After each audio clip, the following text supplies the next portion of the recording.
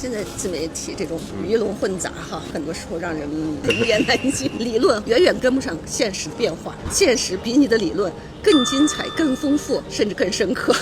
小姐你好，我在做一个节目，我能跟您聊两句吗？问问大家做什么职业，聊聊您的职业和您的心得，可以吗？我们可能是同行。同行，您是做什么？我是做纸媒的，已经退休了。前辈。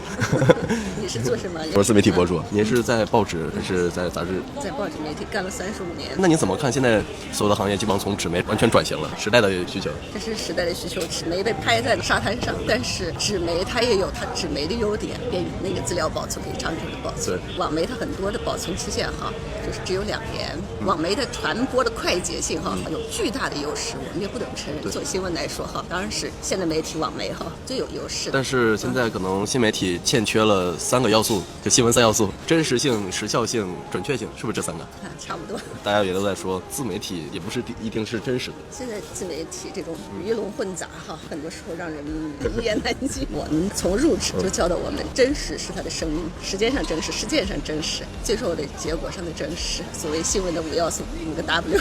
您是大学毕业出来就是当记者？我一出来就是干这一行。涵盖所有的新闻类，市级的媒体，最基层的出省出国的机会比较少。在我的职业生涯中，有过2次跨省采访，但是这也就是跟随领导，因为我们是党媒，跟随领导出行。对于这种采访类的，您有什么建议给到我吗？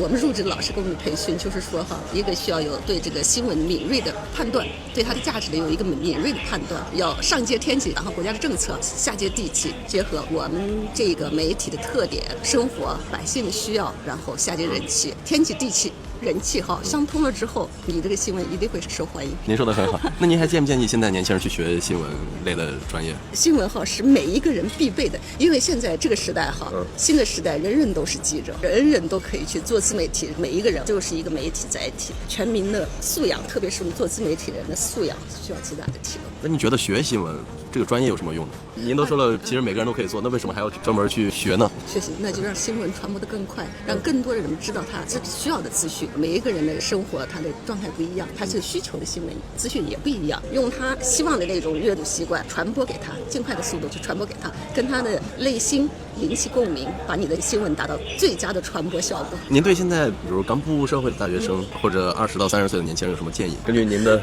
阅历，我觉得这个时候哈，需要踏踏实实的好好的去工作，不要太眼高手低。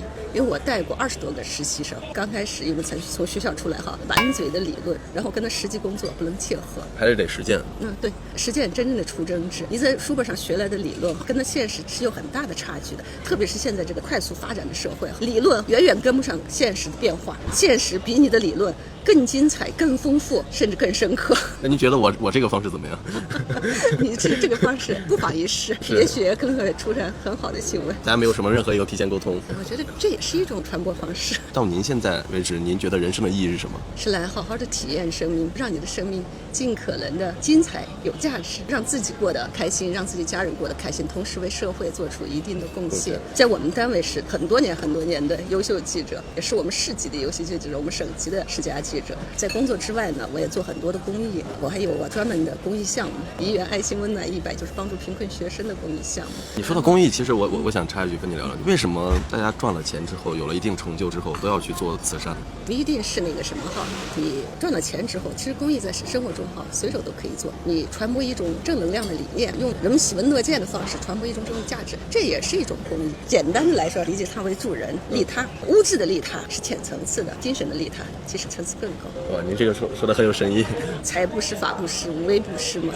其实利他就是把你所有的布施给别人，爱出之爱返。其实更多的时候，从我做公益的经验哈，帮助了他人，在你需要的时候，甚至你需要这样一个善念，你的号召力自然就有了，回馈到你的生活中，让你的生活过得更顺利，你的工作因之而更优秀。你说我的1元爱心温暖100，能帮助600多学生，卖我们的报纸1块钱一份，每一年帮助100个学生，做了6。因为我们有了这样一种利他的大爱的这种号召，也因为我是在媒体，立足媒体本身它有一定的影响力，每一年都达到了我们的预期。那您对您未来比如说电台、纸媒这种的转型怎么看？这是是社会发展必然的趋势。我们最早的前辈哈，他们报纸电视就在一起，我们的党媒就跟我们共和国一起成长起来的。但是现在网络电视这一块哈，传播的更快，而且对每一个新闻人的要求，比如过去写就可以了，现在拿起手机需要拍，拿起话筒需要讲，然后拿着笔也需要写，甚至你后期的制作也就是你一个人，一个人就是一个媒体，一个人就是一个团队会代替很多人。只是形式变了，纸媒、电视媒体还是会在，必须在任何时候哈，不论是哪一种社会制度的国家，它这种媒体哈必须存在，这是社会重要组成部分。权威性、准确性、真实性都是从这些出来的。西方国家你看媒体哈，特别是这些大资本哈，控制做得好的《华盛顿邮报》从多少年100年不衰，而且它是发出最权威的消息，很多成功人士以上那个什么哈封面啊什么的，上他们的封面。现在这个媒体发展对这个媒体人的要求更多了，更高了，因为它的综合素质要求你有更全面、更多样的业绩了，是吧？是的，是的。哎呀，谢谢你，谢谢你。你好，我能跟您聊聊吗？我在做一个。看过你视频哦。啊，你看我是。是，可以聊聊吗？做什么职业？事业。我挺喜欢你，真的，我们都退休了。哦，退休了哇！你们看这么年轻就退休了？应该每天取材很多，选的那个视频都是你精挑细选出来的吧？我也不会说因为拍视频坐一趟飞机，我就是顺路。采访的对象都挺好的，然后经常刷到你那个视频，因为都职业不一样，所以还